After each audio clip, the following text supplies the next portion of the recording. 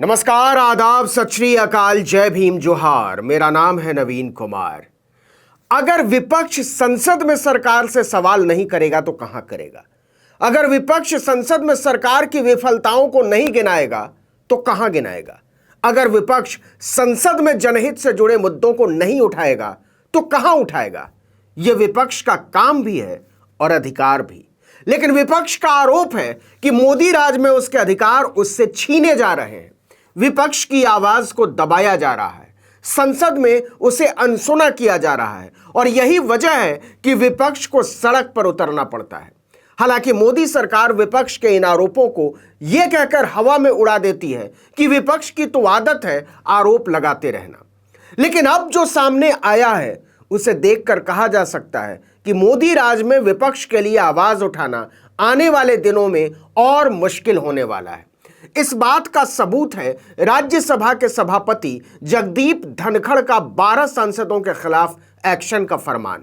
धनखड़ ऐसे सभापति हैं जो विपक्ष के नेताओं के बोलते समय बार बार उन्हें टोकते हैं और कई बार उनसे ज्यादा खुद बोलने लगते हैं। राज्यसभा में विपक्ष के नेता मल्लिकार्जुन खड़गे तक ने आरोप लगाया था कि सभापति उन्हें बोलने देने की बजाय खुद बोलते रहते हैं और इसका मकसद होता है विपक्ष के हमलों से सरकार को एक ढाल देना। लेकिन इस बार मामला बहुत गंभीर है। जगदीप धनखड़ ने केंद्रीय बजट सत्र के दौरान 12 सांसदों पर विशेषाधिकार हनन यानी ब्रीच ऑफ प्रिविलेज का आरोप लगाया है। कमाल यह है कि ये सारे के सारे नेता विपक्ष के हैं। उन्होंने इन सभी सांसदों के नाम राज्यसभा समिति को भेजते हुए मांग की है कि जल्दी से इस मामले पर एक्शन लिया जाए और उनके सामने रिपोर्ट सौंपी जाए। जगदीप धनखड़ ने बजट सत्र के दौरान कांग्रेस और आम आदमी पार्टी को मिलाकर कुल 12 सांसदों पर बार बार हंगामा करने, नारेबाजी करने, कार्यवाही को बाधित करने के आरोप लगाए हैं।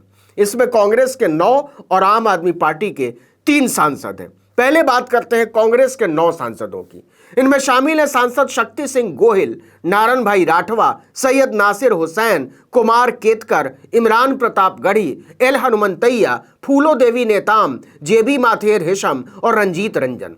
वहीं आम आदमी पार्टी के सांसद हैं संजय सिंह, सुशील कुमार गुप्ता और संदीप कुमार पाठक। इन सब के खिलाफ विशेषाधिकार हनन का आरोप लगा है। दरअसल बजट सत्र के पहले चरण के दौरान विभिन्न मुद्दों पर विपक्षी सांसदों के विरोध के कारण राज्यसभा को बार बार स्थगित करना पड़ा था। जगदीप धनखड़ ने इसके लिए इन्हीं 12 सांसदों को जिम्मेदार बताया है। अब कांग्रेस और आम आदमी पार्टी दोनों का कहना है कि इन 12 सांसदों पर विशेषाधिकार हनन का आरोप सिर्फ इसलिए लगाया गया है क्योंकि इन्होंने संसद में जनता की आवाज उठाने की हिमाकत की, सरकार से सवाल पूछे, सरकार की खामियां गिनाई और इन सब में सबसे बड़ी गलती जो इन सांसदों ने की वो है मोदी के मित्र अडानी के खिलाफ जेपीसी जांच की मांग। अब मोदी के मित्र अडानी के खिलाफ विपक्ष कैसे कुछ बोल सकता है? इतनी हिम्मत विपक्ष में आई कहां से? मल्लिकार्जुन खड़गे पहले ही आरोप लगा चुके हैं कि जेपीसी मांग को सदन के रिकॉर्ड तक से हटा दिया गया और अब विपक्ष को सदन में अपनी आवाज उठाने और अपनी बात खुलकर रखने की सजा दी जा रही है। ऐसा सिर्फ राज्यसभा में ही नहीं किया गया बल्कि बजट सत्र के दौरान लोकसभा में भी ऐसा मामला सामने आया था जब अडानी हिंडनबर्ग के मुद्दे पर राहुल गांधी के भाषण को लेकर आपत्ति जताई गई थी। इसे लेकर बीजेपी सांसद निशिकांत दुबे ने राहुल गांधी पर विशेषाधिकार हनन का आरोप लगाते हुए शिकायत दर्ज कराई थी और उनके भाषण को संसद के रिकॉर्ड से हटाने की मांग की थी। आपको याद हो तो राहुल गांधी ने अडानी के हवाई जहाज में बैठे नरेंद्र मोदी के पुराने पोस्टर भरी संसद में लहरा दिए थे। इस पर हंगामा खड़ा हो गया था। राहुल गांधी ने भी आरोप लगाया था कि विपक्ष की आवाज को दबाया जा रहा है और ऐसा केवल अडानी को बचाने और अडानी मोदी के रिश्ते को छुपाने के लिए किया जा रहा है।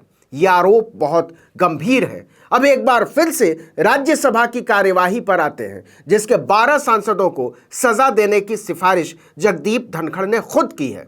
उस घटना को याद करना जरूरी है।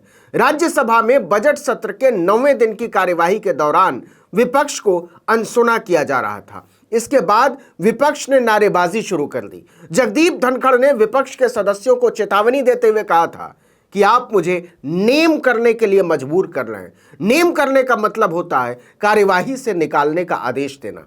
इसके बाद सभापति ने नासिर हुसैन, इमरान प्रताप गढ़ी, केतकर जी, राजीव रंजन, रणदीप सुरजेवाला, जयराम रमेश, तुलसी, केसी वेणुगोपाल, प्रदीप भट्टाचार्य, नीरज डांगी और दीपेंद्र हुड्डा को सदन की कार्यवाही से बाहर करने के लिए नेम कर दिया था। जगदीप धनखड़ ने जैसे ही विपक्ष के इन सांसदों को नेम करने का ऐलान किया था, वैसे ही विपक्ष के सदस्यों ने कहा था कि अडानी को भी नेम कीजिए।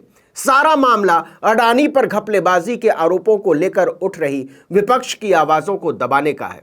विपक्ष ने आरोप लगाया था कि हमें सदन में अनसुना तो किया ही जाता है, साथ ही हमारे भाषण को भी रिकॉर्ड से हटा दिया जाता है। इसका विरोध करते हुए मल्लिकार्जुन खड़गे ने प्रेस कॉन्फ्रेंस करके कहा था कि वो अडानी की करतूतों और मोदी के साथ उनके याराने को लेकर लगातार जेपीसी की मांग करते रहेंगे। आप भले ही मेरी सदस्यता खत्म कर दीजिए, लेकिन मैं अपने दिल की बात कहता रहूंगा।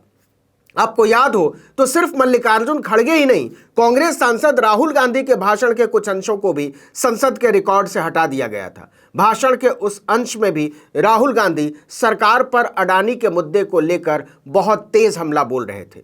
राहुल ने सरकार पर अडानी का नाम लेकर कई आरोप लगाए थे।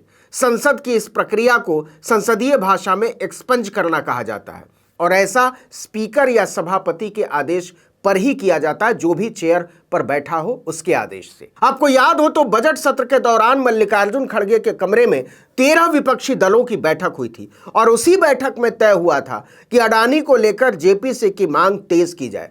लेकिन राष्ट्रपति के अभिभाषण का जवाब देने आए प्रधानमंत्री नरेंद्र मोदी ने अडानी का नाम तक नहीं लिया। ना तो उन्होंने महंगाई पर एक शब्द कहा और ना ही देश की भयानक बेरोजगारी पर। फिर भी सरकार पर लगे आरोपों की धार लगातार तेज होती जा रही है। कांग्रेस का तो यहां तक कहना है कि यही वजह रही कि उसे जनता तक अपनी बात पहुंचाने और सरकार की खामियों को बताने के लिए भारत जोड़ो यात्रा निकालनी पड़ी और अब हम इसके अगले चरण की ओर भी जाएंगे। लेकिन फिलहाल कांग्रेस और आम आदमी पार्टी की चिंता है कि 12 सांसदों के खिलाफ कार्यवाही की सिफारिश को कैसे जनता के बीच ले जाया जाए। विपक्ष पूछ रहा है कि इसे सरकार की मनमानी और अपने दोस्त अडानी को बचाने की कोशिश नहीं कहा जाएगा तो और क्या कहा जाएगा? और अगर ऐसा नहीं है तो संसद के रिकॉर्ड से विपक्ष की जेपीसी जांच की मांग और अडानी को लेकर उठाए गए सवालों को क्यों हटाया गया? सरकार पाक साफ है तो जेपीसी जांच से घबरा क्यों रही है? वो क्यों नहीं कहती कि आप करा लीजिए जांच, हमें कोई दिक्कत नहीं है? इस वीडियो में इतना ही, लेकिन अगर आपने आर्टिकल 19 इंडिया को अब तक सब्सक्राइब नहीं किया है तो जरूर कीजिए। फेसबुक पर देख रहे हैं तो यूट्यूब को भी जरूर सब्सक्राइब कर लीजिए। यूट्यूब पर देख रहे हैं तो फेसबुक पर जाइए, हमारे पेज को लाइक कर लीजिए। इंस्टाग्राम पेज है उसको भी लाइक कर सकते हैं। हमारा ट्विटर हैंडल जरूर फॉलो कीजिए। आर्टिकल 19 इंडिया हमारा हैंडल है और मेरा ट्विटर हैंडल है नवीन जर्नलिस्ट। आप मुझे भी फॉलो कर सकते हैं और आपसे खास गुजारिश है कि अपने व्हाट्सएप ग्रुप में हमारे वीडियो को ज़्यादा से ज़्यादा शेयर करें और जब शेयर करें, हमारे वीडियो देखें तो लाइक बटन दबाना न भूलें। इससे ज़्यादा से ज़्यादा लोगों तक वीडियो को पहुंचाने में हमें मदद मिलती है। नमस्कार।